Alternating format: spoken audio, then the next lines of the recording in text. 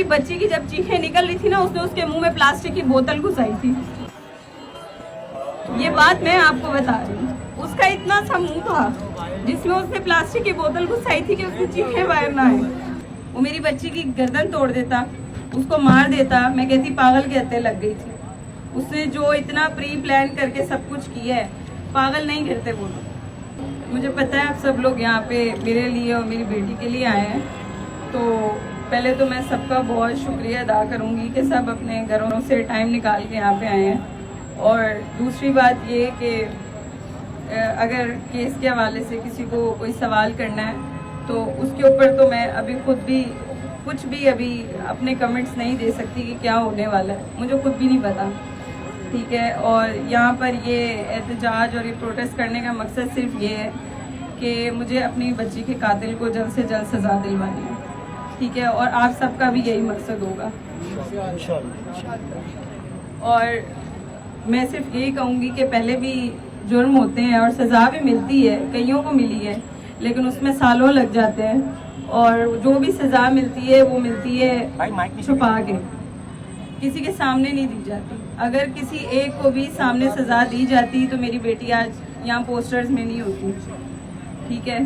और सबसे पहली चीज़ तो मैं ये बताऊंगी कि जो लोग खुद से जो रूमर्स हैं, जो बातें कर रहे हैं कि पेरेंट्स की गफलत है और माँ ने नहीं संभाला, माँ ने जाने क्यों दिया, ठीक है। मैं इसके ऊपर सिर्फ इतनी सी बात करूंगी कि अगर वो बच्ची बड़ी हो जाती और वो स्कूल जाती, ट्यूशन जाती, तो क्या मैं उसके स्कूल में उसके साथ बैठती, मैं उसके ट्यूशन में उसके साथ बैठती? नहीं। हमें इस मुल्क और इस जगह को सेफ बनाना है, ना कि पेरेंट्स को ब्लेम करना है।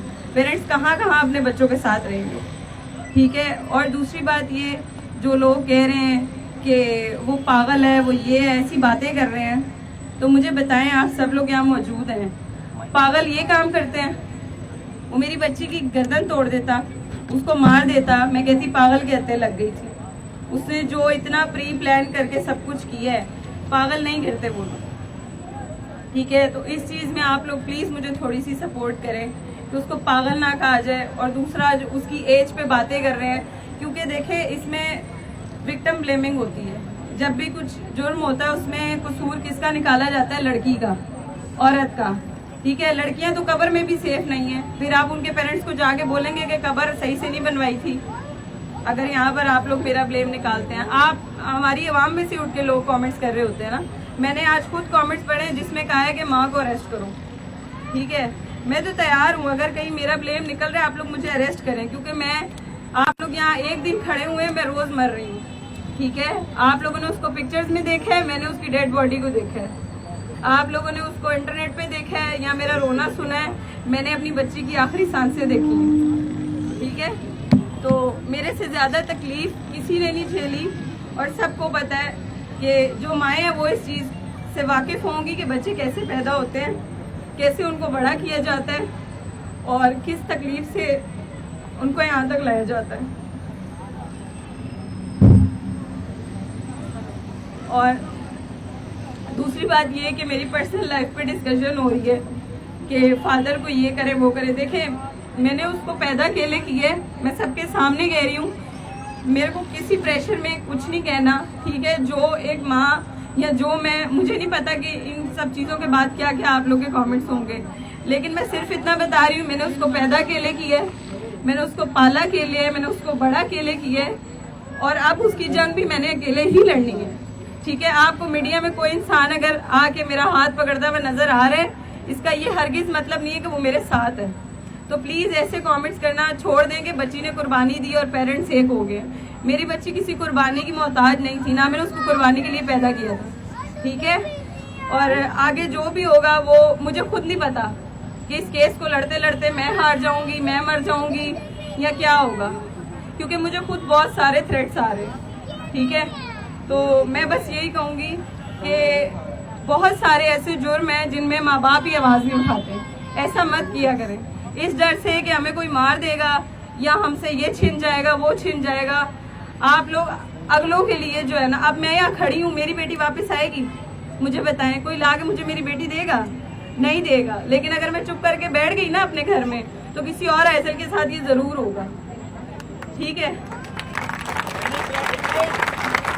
फैसल तेरे खून से इंकलाब आएगा, फैसल तेरे खून से इंकलाब आएगा, फैसल तेरे खून से इंकलाब आएगा, करना चाहेगा इंकलाब आएगा, करना चाहेगा इंकलाब आएगा, फैसल तेरे खून से इंकलाब आएगा। बस मैं ये कहूँगी, आप सबका आने का बहुत ज़्यादा शुक्रिया। और मुझे ये भी पता है, मैं फैक्ट पे बात कर रही हूँ कि जितने लोग आज खड़े हैं ये 6 महीने बाद मेरे साथ खड़े नहीं होंगे, ठीक है। 6 महीने बाद मैं आपको अदालतों में हर जगह अकेली नजर आऊंगी। तो मैं यही कहूँगी कि कहीं अगर गलत देखते हैं ना, उसके हक में आवाज़ उठाया करें। मरना सब ने, हम जितने लोग यहाँ खड़े हैं हम सब ने मर जाना है एक दिन, ठीक है। और अगर हक का साथ देते देते मरते हैं तो वो ज़्यादा बेहतर है। सब ने मर जाना है। मैंने जिंदगी में कभी किसी को मरते हुए नहीं देखा अपनी आंखों से, और मैंने जिंदगी में पहली दफा अपनी बच्ची को मरते हुए देखा और अपनी गोद में देखा है, ठीक है। और मुझे अब ऐसा लगता है कि दुनिया कुछ भी नहीं है। ये लोग, ये दुनिया, ये गाड़ियाँ, ये सब उसके बगैर चल रहा है। मुझे ये सब बहुत बुरा लग रहा है। क्यों चल रहा है? आज़ादी मनाई है, किस चीज़ की बनाई है आप लोगों ने? 1.5 साल की बच्ची यहाँ पे सेव नहीं है, किस चीज़ की आज़ादी मनाई है सबने, ठीक है। और मुझे सिस्टम की समझ नहीं आती।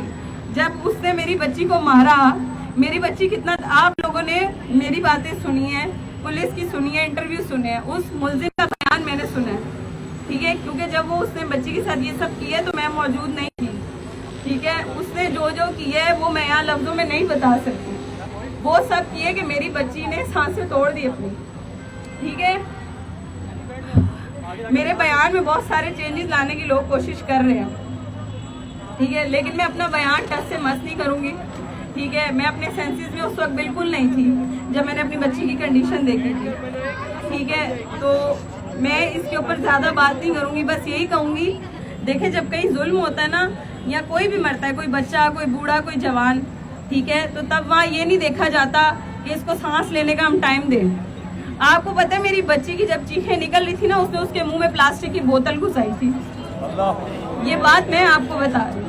उसका इतना सा मुंह था जिसमें उसने प्लास्टिक की बोतल घुसाई थी कि उसकी चीखें बाहर ना आए, ठीक है। बताएं मुझे, मैं कैसे सब्र करूं? मुझे सब लोग कह रहे हैं कि आप सब्र करें। मुझे ये कहा जा रहा है कि आप रिपोर्ट आने का सब्र करें, आप इस तारीख का सब्र करें, आप ये करें, आप वो करें। आप में से एक बंदा मेरे साथ कब्र पे तो नहीं जाता ना? आप में से कोई भी बंदा, अकेली सोती हूँ मैं, पहले अपनी बेटी के साथ सोती थी, ठीक है। मेरे लिए एक एक रात काटना, अगर मुझे पता होता, ना पता होता ना कि किसने की है, शायद मैं इंतजार करती, शायद मैं सब्र करती, ठीक है। लेकिन मेरी आंखों के सामने है वो बंदा, जिंदा बैठा हुआ है, वो मुझे देख के हंसता है, ठीक है। वो मुझे देख के हंस रहा होता है और मैं बेबस हूँ, मैं बेबस हूँ, मैं कुछ नहीं कर सकती। मैं बस यही कहूंगी कि मुझे जल्द से जल्द इंसाफ दे। अगर कोई बीमार होता है ना, तो बीमार को गालियां नहीं दी जाती, बीमारी को दूर किया जाता है। इधर जो बीमारी है ना, उसको नहीं खत्म किया जा रहा, जो बीमार है उसको गालियां दी जा रही है। खुदारा ऐसी बातें फैलाना बंद कर दे। माँ पहले ये कह रही थी तो माँ ये कह रही थी, माँ का कसूर है, उसका बच्ची 1.5 साल की थी, उसका कसूर नहीं निकला, माँ का निकालो। कदम बढ़ाओ, हम तुम्हारे साथ हैं, कदम बढ़ाओ, हम तुम्हारे साथ हैं, कदम बढ़ाओ, हम तुम्हारे साथ हैं। इंकलाब आएगा, इंकलाब आएगा, इंकलाब आएगा, इंकलाब आएगा। क्या आपके साथ किसी तरह की जबरदस्ती करी जा रही है, मतलब कि बयानात में या दीगर चीजों में? अब जब केस सामने मौजूद है, ठीक है, वो बंदा भी मौजूद है जिसने छोटी बच्चियां ऐसी होती हैं कि हम उनको देखकर हंसते हैं, गुस्सा भी नहीं कर सकते, ठीक है। तो क्या आप पे दबाव है, और दबाव किस चीज का है? जब सामने मुजरिम मौजूद है तो देरी किस चीज की है? आपको बयान बदलने पे आमादा क्यों करा जा रहा है? वजह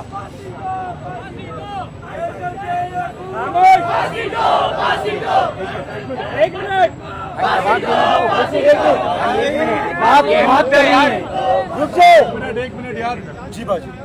देखिए, मैं इन चीज़ों के ऊपर बिल्कुल बात नहीं करूंगी। मैं साफ और सीधे लफ्जों में कह रही हूँ, मुझे नहीं पता कि मैं कल को बचूं ना बचूं, ठीक है, क्योंकि जब कोई भी हक सच के लिए खड़ा हो जाता है ना तो फिर वो बचता नहीं है यहाँ पे, वो यहाँ पे नहीं बचता। ये हमारा मुल्क है और ये होता आ रहा है। ठीक है, मैं सिर्फ आप लोग को इतना कहूँगी,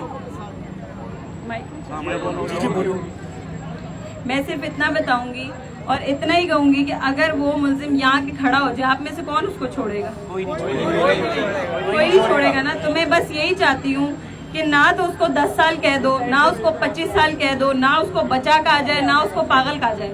ठीक है, उसको सजा दें, उसको फांसी दें और सरेआम दें। ठीक है, जिस ढिठाई से वो बताता है ना,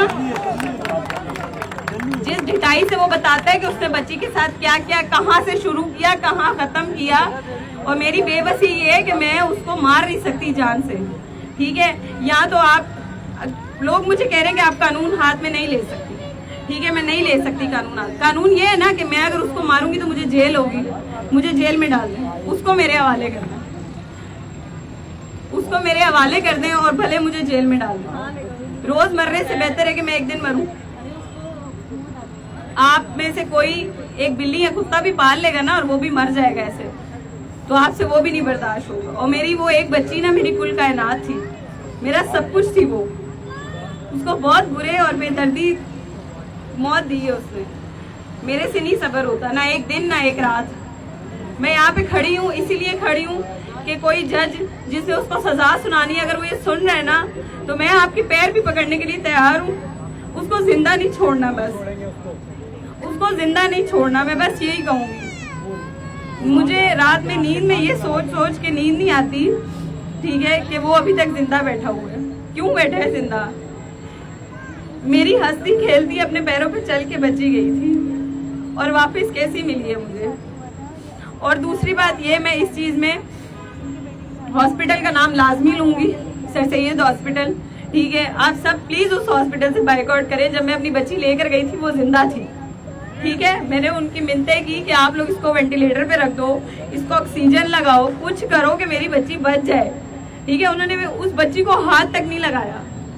अगर ट्रीटमेंट शुरू कर देते टाइम पे, और यही अगर कोई आउट ऑफ कंट्री में कोई बच्चा होता या ऐसा केस होता तो वो ये करते आप इस हॉस्पिटल ले जाओ, उस हॉस्पिटल ले जाओ, उनके लिए बच्चे की जान जरूरी होती। और सर सैयद से लेकर जिन्ना जाने के रास्ते में मेरी बच्ची ने मेरे हाथों में आखिरी सांस ली। सर सैयद हॉस्पिटल जगह सर सैयद हॉस्पिटल के आप लोग प्लीज बाइकआउट करें। ठीक है, जगह बताएं ताकि वहीं कहीं मैं बात कहिए। मैं मुझे उस वक्त सबसे करीब वही लग रहा था और मैं वहीं लेकर गई। सर सैयद उस वक्त सांसें चल रही थी जब आपके हाथ में आपकी बेटी थी। अगर बर वक्त इलाज करा जाता तो आज, क्योंकि देखे मैं जिंदा लेकर गई थी ना, मैं जिन्ना वालों का नाम क्यों लूं? क्योंकि जब मैं वहां लेकर गई बच्ची डेड थी। ठीक है, वो क्या करते उसको, लेकिन जब सर सैयद लेकर गई, सर सैयद से जिन्ना तक के रास्ते में वो बच्ची मेरे हाथों में मरी है। कुछ आपको डॉक्टर्स के नाम याद है सर सैयद के जिन्होंने कुछ नाम नहीं याद मुझे, उस वक्त अपनी होश नहीं थी। मेरा फोन कहा था, मुझे ये होश नहीं थी। पूरा स्टाफ ऐसे ही था। मैंने उनको जाके उनकी मिन्नतें की, मैंने कहा मेरी बेटी को देखें, इसको क्या हुआ है।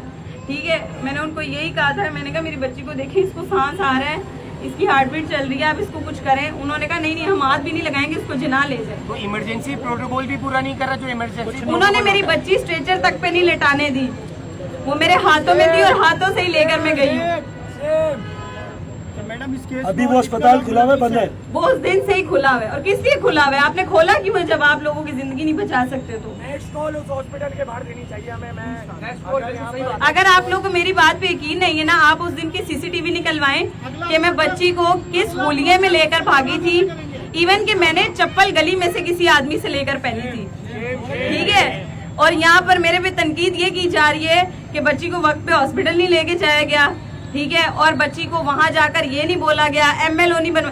एक माँ जिसकी बच्ची उसके हाथ में 2 घंटे पहले खेल रही थी, उसको यकीन ही नहीं आ रहा कि हो क्या रहा है उसके साथ।